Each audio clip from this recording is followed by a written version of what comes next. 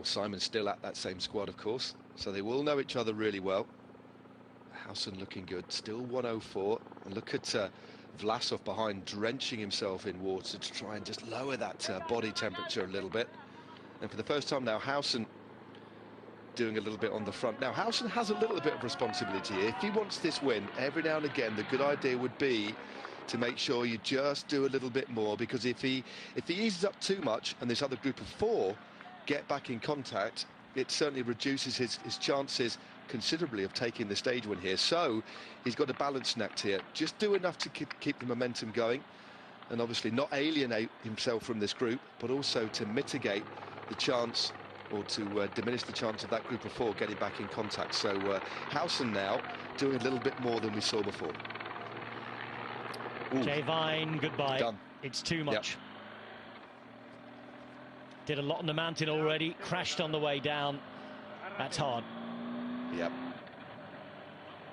This changes things massively here, Rob. I don't think this group now is going to get on. Of course, a good idea for George Bennett just to keep on rolling for the reasons you talked about before. They'll be the only team to have 2 riders inside the top 10 or there or thereabouts, just to give them options. But with the gap going out slowly, it does look as if the 4 riders in front are going to be the riders that are going to contest the win today. And what an interesting group of riders we have. Alex Vlasov was looking really good at the Giro d'Italia, and then COVID struck.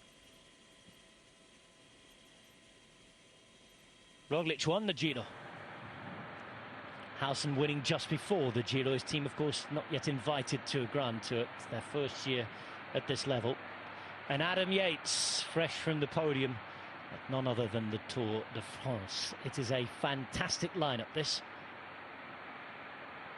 And we're 13 and a bit kilometres from the finish. At the top of the latest little lip now, they're going to drop down towards the intermediate sprint coming up.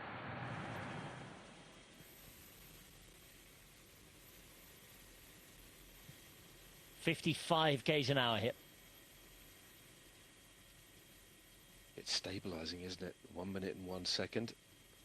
Of course, the chasing group ever so slightly going uphill, as the lead group probably the best part of 800 metres ahead at this sort of speed, maybe a kilometre, are dropping down. Again, Treatise has some beautiful shots here as we head towards that intermediate sprint, which, as you say, is going to be pretty important. It won't directly affect. It's more going to be a battle between, I'm sure Roglic will want to take it just to make sure.